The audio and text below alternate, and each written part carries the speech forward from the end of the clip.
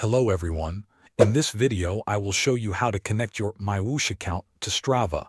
First, open the MyWhoosh website on your browser. Once the website loads, log in with your MyWhoosh account. After logging in, look at the top right corner of the screen. You will see a profile icon. Click on the profile icon and a menu will appear.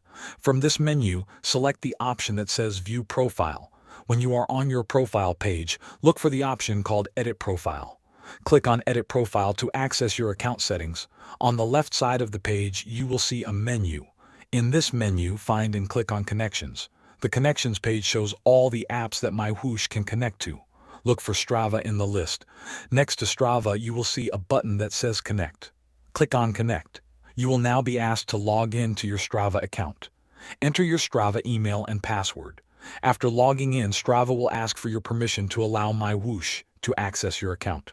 Click Authorize or Allow to confirm. Once this is done, your MyWhoosh account will be connected to Strava. From now on, your completed rides on MyWhoosh will automatically appear on your Strava account. Thanks for watching.